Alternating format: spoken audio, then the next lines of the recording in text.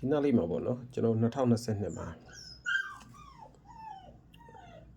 2021ကနေစမှာပေါ့နော်ဒီမှာ break လေးလို့ရိုက်တယ် break လေးဒီမှာ break လေးလို့ရိုက်တယ်နဲ့သူ့ရဲ့ဘေးကအကောင်ကဒီကောင်ကဒီကို1ချိန်ပေါ့နော်435 1ချိန်ပေါ့နော်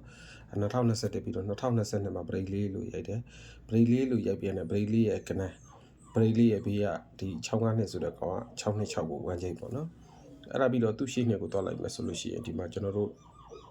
break လေးလို့ရိုက်တာပေါ့နော် break လေးလို့ရိုက်ပြီးဆိုတော့ဒီနာကောင်ကဒီကို1ချိန်ပေါ့နော်ကျွန်တော်ပြောရှင်းမယ်တို့ဒီမှာ break လေးလို့ရိုက်တယ်2021မှာ break လေးလို့ရိုက်တယ် break လေးရဲ့ဘေးကဒီကနန်း435 453 1ချိန်ပေါ့နော်ဒီမှာ2021ပြီးတော့2022မှာ break လေးလို့ရိုက်တယ် break လေးရဲ့ဘေးက65နှစ်ဆိုတဲ့ကောင်က626ကို1ချိန်ပေါ့နော်အဲ့တော့2021 2022ပြီးတော့2023မှာဒီမှာ break လေးလို့ရိုက်တယ်ပေါ့နော်အဲ့တော့96နှစ်ကဒီနားလေးကိုဒါ1ချိန်ပေါ့နော်